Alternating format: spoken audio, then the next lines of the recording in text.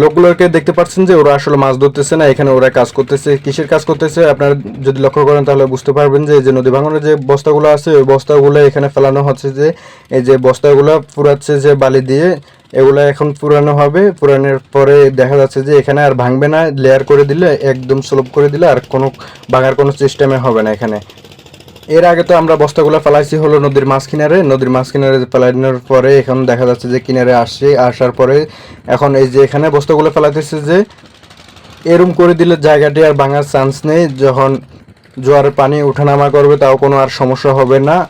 পানিগুলো শুকানোর পরে দেখা যাবে যে বস্তাগুলো কি অবস্থায় বা কীরকম আছে। আপনাদেরকে আরেকটা ভিডিওতে আমি দেখানোর চেষ্টা করব। যে এখনকার মতন এখানে আমি বিদায় নিচ্ছি। সবাইকে ধন্যবাদ যে আমার সাথে এতক্ষণ থাকার জন্য। সব সময় ভালোবাসা দিয়ে আপনারা আমার পাশে থাকবেন, আমিও আপনাদের পাশে থাকার চেষ্টা করব ইনশাআল্লাহ। সবাইকে মিলিয়ে আমরা এগিয়ে যাব একসঙ্গে। নিত্য নতুন ভিডিও নিয়ে আপনাদের মাঝে হাজির হব আমি ইনশাআল্লাহ।